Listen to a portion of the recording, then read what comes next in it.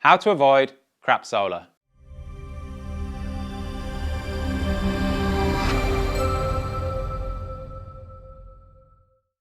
There's lots of really great solar installers in Australia. There's also quite a few shitty ones. Here's what to look out for so you can avoid crap solar. And if you want to download the Crap Solar Bingo card, created by my friends at Wineco Solar, the link's here. Let's see what crap solar we can spot. Crap solar number 1, installing solar panels in the shade. This photo is next to my daughter's gymnastics. It's taken at about midday. As you can see, most of the panels are in the shade. And because these panels are connected in series, one after the other, when one panel is shaded, the electricity through all the panels is reduced. This solar system at midday in summer will be producing bugger all electricity. Now this is just lazy. This is panels that aren't lined up. There's absolutely no need for this. It's just laziness, and if they can't even be bothered to line the panels up nicely, what shortcuts have they taken on the parts of the install that you can't see? This is just, look at the wiring around the inverter. If it's not as short as possible, if it's not nice and neat, it's a really, really worrying sign that, again, the bits you can't see, they've cut just as many corners. Don't stand for it. This is a real bugbear and really common. You've got a solar array on one roof face on the left, you've got a solar array on another roof face on the right. And to connect them together, they've taken a bit of flexible conduit and they've just strung it over the roof, and it looks horrible. Not only does it look horrible, but you're exposing that flexible conduit to really harsh UV for maybe 25, 30 years. I don't think it's going to last, and it looks ugly. What they should have done, which takes more effort and more expense, they should have gone through the roof underneath the left-hand array, and they should have gone through the roof cavity, and then they should have gone up through the roof to the right-hand array. But that takes more time, and it takes more money, and it takes more care.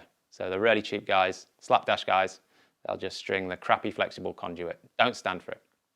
Here, there's all sorts of problems with this picture, but the one I'm going to talk about is the fact that they've put that horrible silicone stuff up the end of the rigid conduit instead of terminating the conduit properly with what's called a gland. Again, it looks shit and it's not going to last. How to avoid these crap installers. One of the most important things you can do, type the installer name you're thinking of using into Google, type space, type Whirlpool, hit the enter key, see what stories people are telling about that installer, good or bad, on the Whirlpool No Holds Barred Australian forum. Then go to some of the product review sites. Solar Quotes, my site, has lots of reviews. There's other ones like Product Review, etc. Look at the worst reviews of each solar installer. All solar installers drop the ball every now and again. All solar installers get a grumpy customer every now and again. So they might have low 1-star, 2-star reviews. See why they got those low reviews. We had one recently on our site. The solar installer had chopped off the plumbing vent. They're not allowed to do that unless they're a plumber. They had covered it with a solar panel. They had blocked the way the plumbing works, and basically a lot of poo had come out of this lady's toilets and was all over her floor, and she was living in a hotel. You don't want to use that solar company. So look at the worst reviews, and if the stories are bad and if they're happy doing really bad stuff, avoid them like the plague. Number 3, never ever buy the absolute cheapest system advertised.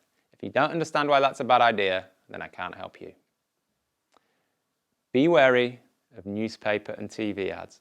Not all the companies that advertise on TV and in the newspaper are bad, but there's a high percentage of them that are. So be super wary if you're going for a TV or newspaper deal. Now let's talk about the Clean Energy Council approved retailer scheme. This is an extra badge that solar companies can pay quite a lot of money for in some cases, and the Clean Energy Council say that they are the best of the best. This used to be a really good scheme. It used to be almost fail-safe in choosing a good solar installer. But now, just recently, they appear to have let in some really bad eggs. So if you want to use this as a filter, this Clean Energy Council approved retailer scheme, use it as a high-level filter, but still do all the other checks, because I can tell you there are a number of companies in that scheme that I would not recommend to my worst enemy. Now, I've spent the last 10 years of my life trying to solve this problem. The way I do it is I have a website called Solar Quotes. Over 10 years, I've carefully vetted slightly over 300 solar installers across Australia. I trust these guys to do a great quote and deliver a really good solar system at a really good price. So if you want to do that, go to solarquotes.com.au, pop in your postcode, and I'll do my absolute best to match you with 3 installers I trust to do a good job.